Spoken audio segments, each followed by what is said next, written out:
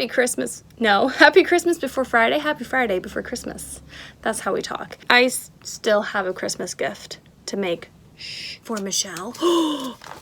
Don't tell anyone, actually. By the time this is posted, she'll have it already. I love my purse. So you can tell everyone. You can share this video with everyone that you know. That would be amazing. This is what I'm making.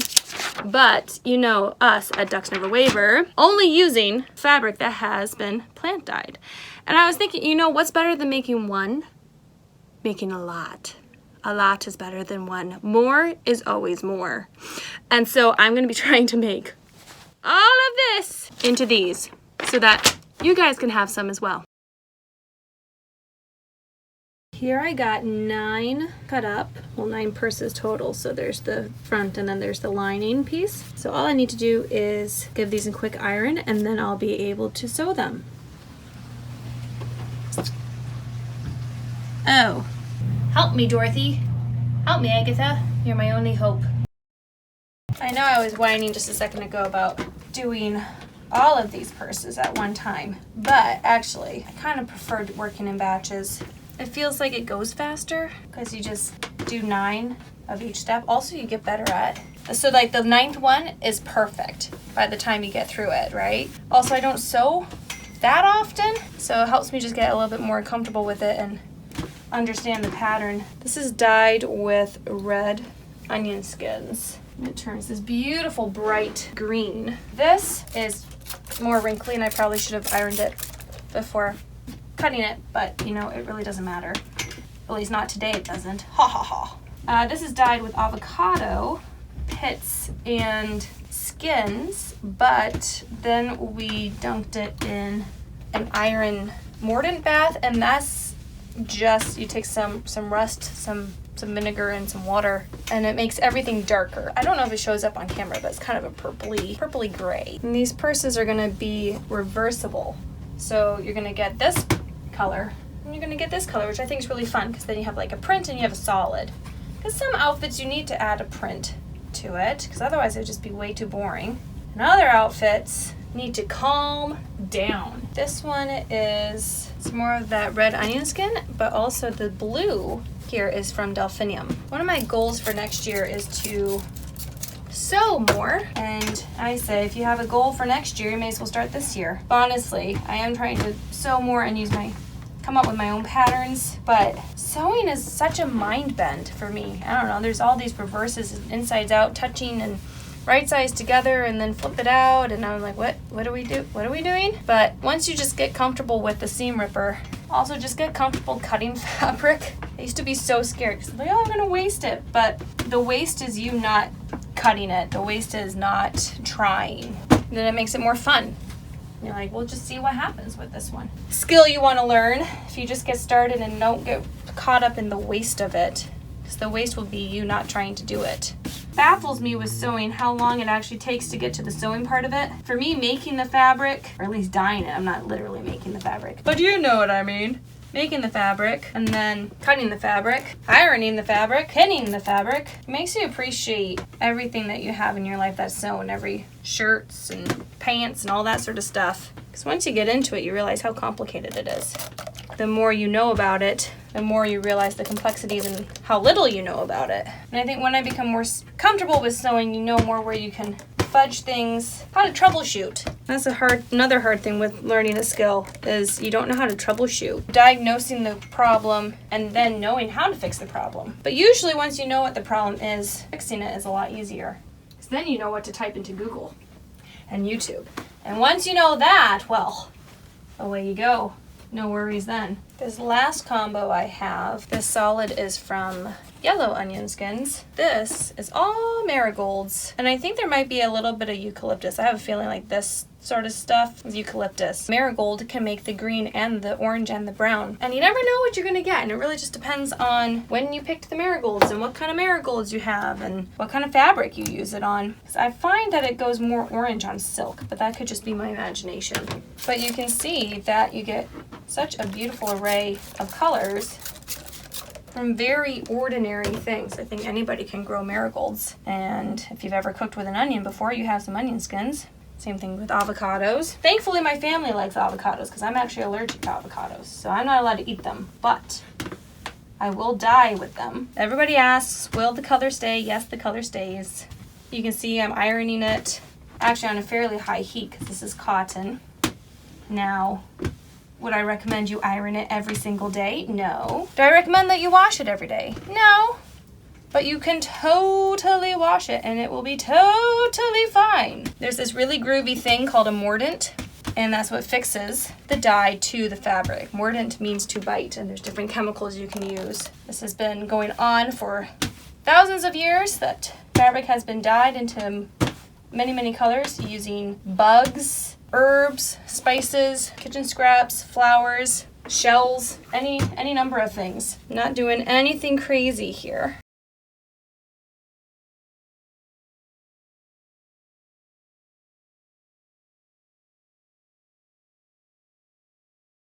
Welcome to day 2 of making a cotton knot bag. Operation Christmas Gifts. I almost finished sewing the edges and the little circle or the little curve thing yesterday on all the pieces, and so now I have to turn them inside out, iron them, and put the whole thing together. So I might abandon my idea of doing 9 simultaneously, and I might just focus on getting 1 or 2 done, just so I know I have a gift for Christmas. I love my purse. So we'll see how that goes. But I got tired yesterday and my machine got tired, so hopefully my machine's working.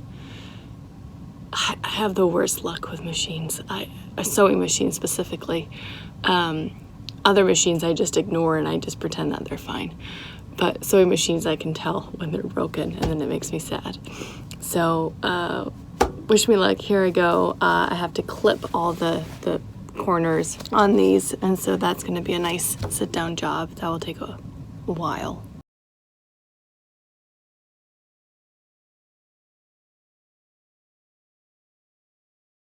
So this is the part in the process where I slowly start losing my mind, and this is the problem with sewing and sewing in batches. I thought it would work so well. I thought I would understand more what I'm doing, but apparently I don't understand what I'm doing.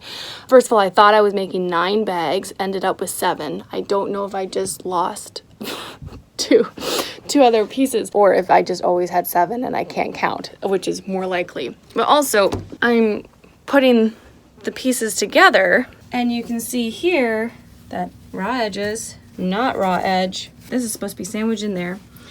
This fabric touching this fabric. This fabric touching this fabric. But then I have 3 that for some reason, when you line up the handles, the wrong colors start to touch. See? Because purple starts to touch this if you slide it inside of it. Now, do I understand how that happened? No. Did I take every precaution so that wouldn't happen? Yes. So now 3 out of the 7, I guess, have to be picked apart and then sewn with the green on top of here. How does that make a difference? See, this is why I don't understand sewing. It's like magic. Like, things mysteriously matter that didn't matter before, and then sometimes it works out, like, and I have 2 here that worked. And I have 2 more here. Part is fine. And that was trickier to do, so we're just gonna leave that. So then this, and then have to re-sew it, and then we can move on. So I have 4 out of 7 right. So 3 wrong. That's a passing grade, right? Yeah, sure. There's hope for me yet. I finished one. Well, almost. I have to hand sew this together. But yay! It looks like I can do it. I've done this before. It's just difficult. It's just hard, okay, people? Sometimes we struggle, and that's okay. We still end up with something really pretty, and it turned out super clean. I just really think it looks awesome. And here's the right side. Pretty sure this is gonna be what I'm gonna give to Michelle. I love my purse. Now I have to do that 3 more times, and then I have to fix these. Oh well. Okay, here we go.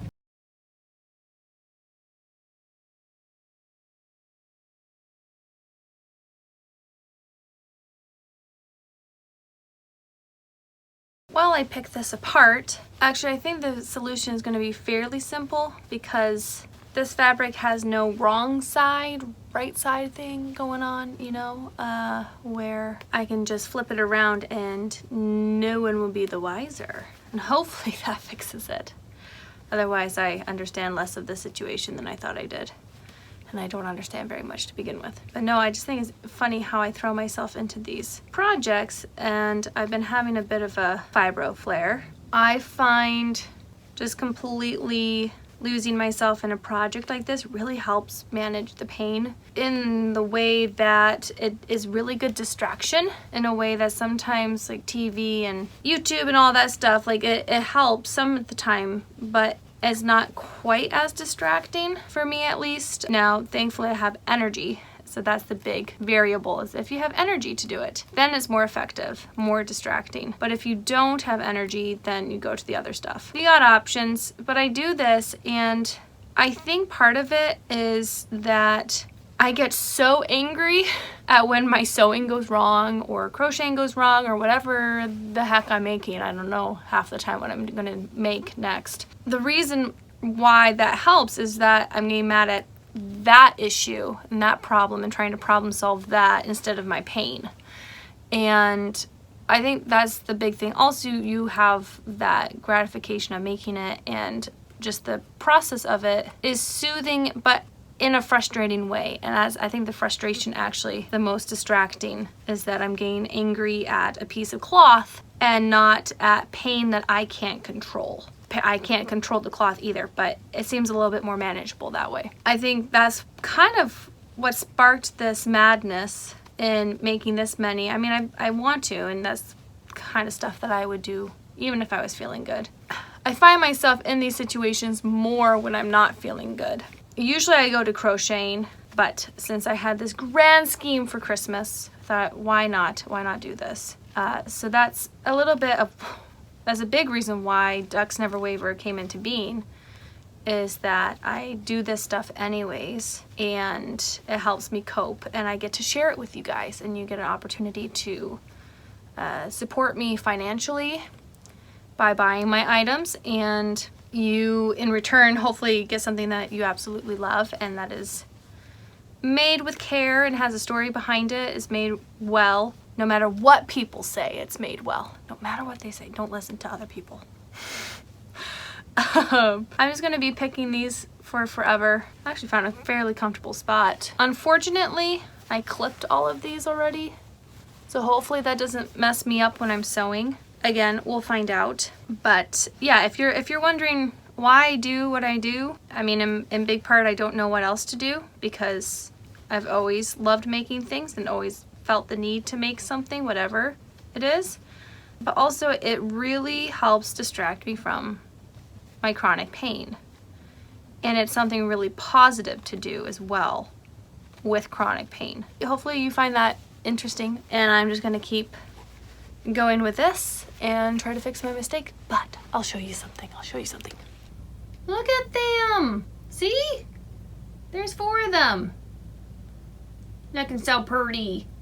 So those just need to be ironed, and then there's one seam that I have to do hand sewing, but I might get the mumsy to do that. Ha ha ha.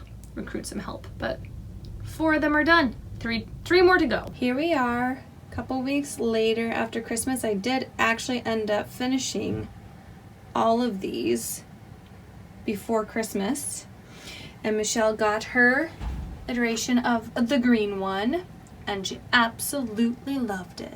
That means I crushed it. Okay, now with more feeling. I love my purse. Super serious. I love my purse. Okay, I'm glad.